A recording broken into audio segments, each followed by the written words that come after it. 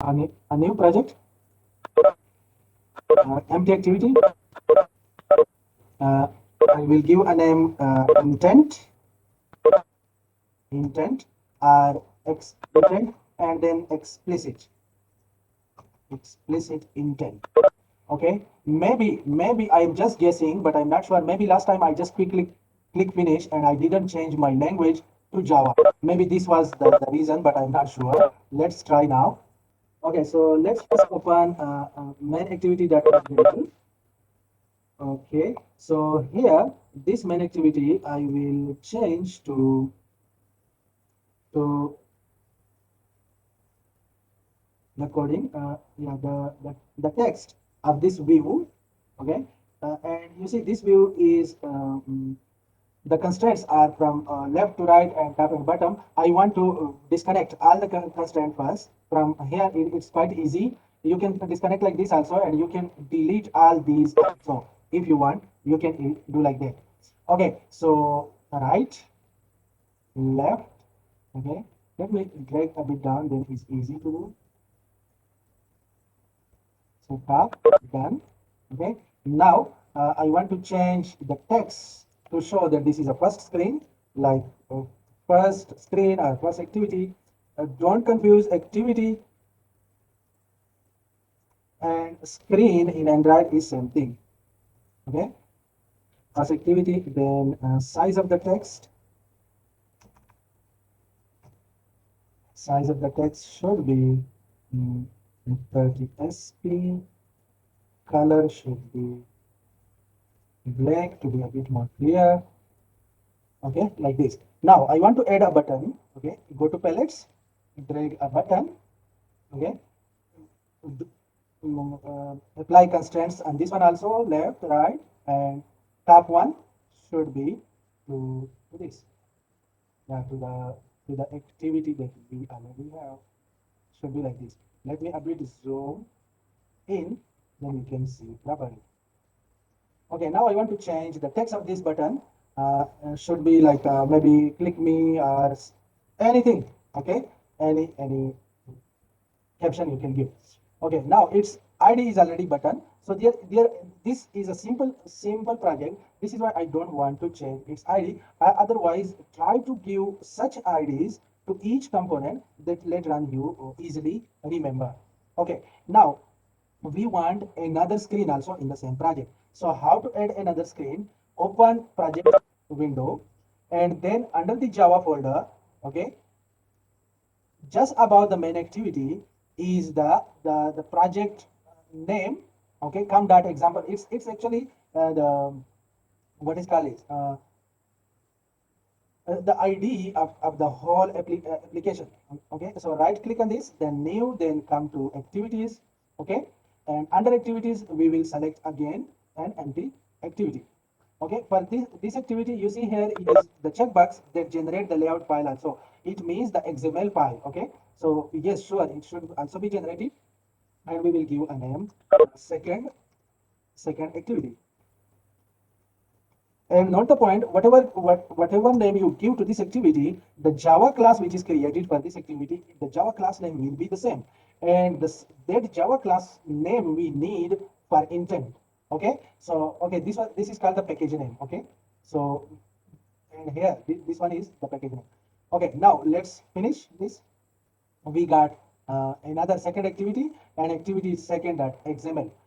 Okay, in the activity second.xml, I just want to add a text view, okay, to show that this is a second screen. And to the top, constraints first.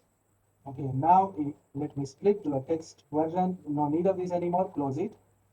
It's too much. Okay, it's text. We will change to second activity. Its text size should be 30 SP. Quite clear. I don't like the gray color also, to be quite clear color. Okay, and black. Now just that when this screen comes in, then we should know that this is another screen only for this purpose. Okay, let's go back to our first screen here. Okay, this one. Now we need this button to connect to the Java class and apply some operation. We should provide some functionality to this button.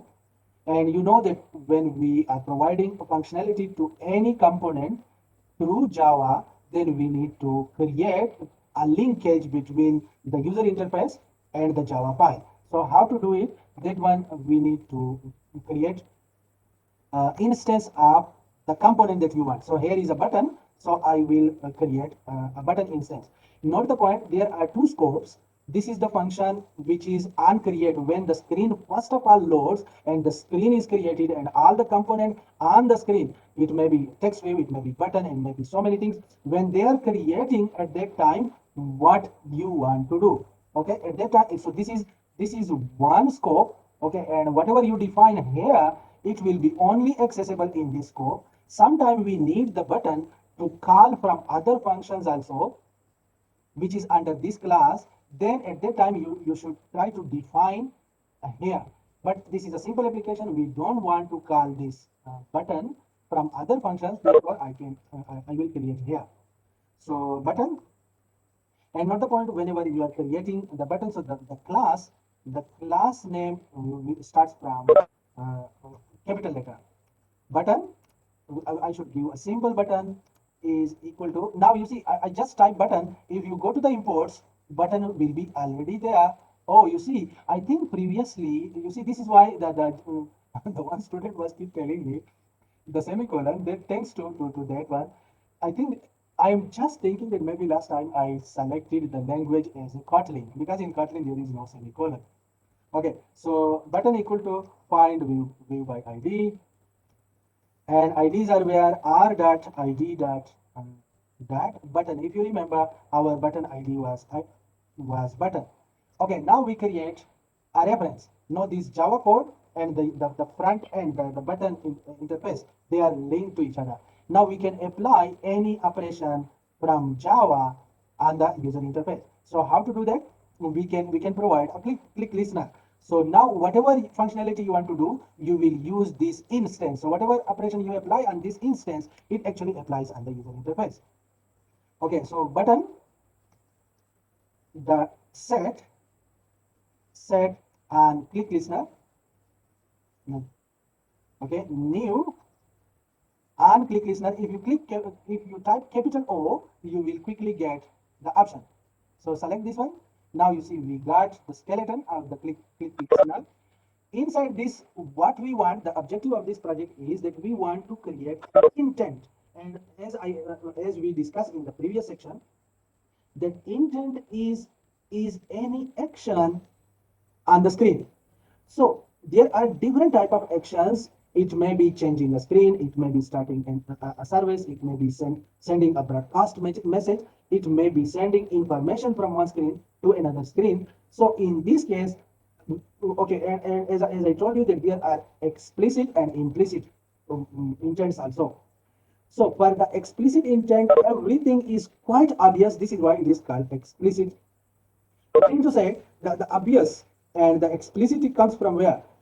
It comes from, why it is called explicit, because the destination and the source both, from where the operation applies and it will send to where, both are already known. This is why it is called explicit. The implicit one is like this, that we apply operation here, we do some action here and in this screen, but it is not clear at this moment that who is responsible to pick up or to carry out the action. So the destination is not known yet. This is why that is called implicit. I will show you example of that one also. Now, so the point that we should learn is to create an intent. Okay, so intent class, intent, capital I, intent, okay, and variable of this class. You can give any name to this variable, but normal practice is like this, that we give the name intent, but starting from small letter, is equal to new, okay, a new, and then new intent, sorry, new intent. Okay, and inside the intent, here we are specifying the explicit operation. Who will send, who will receive. So who will send, we know that this is main activity.java, so this will send. So how to specify this? You see, main activity that this, you will just type main activity that this, okay, comma, who will receive it. You know that the second activity that Java, if you click this one, you see second activity, but actually this is a class. Okay, you see it is a class. Okay, so this one will accept the intent. Okay, so main activity, second activity that class, and semicolon. That's all. Not that's all, just one step more. Then start activity, start activity, sorry, start activity, and then pass the intent that we created, that when a new activity starts, then it should start the new activity with this operation that we have defined. Okay, so you see, very simple. The click listener is quite common. Hopefully it should not be a problem anymore. And this one, intent is a Java class, its object and its constructor new intent, and this constructor needs two arguments, the source and the destination screens, okay, are activities, and then start the activity and pass this intent. Okay, now let me start emulator first. Yes, run. So if I click, we expect that the click will bring the other screen. Yeah, you see, second activity. So I hope it is clear.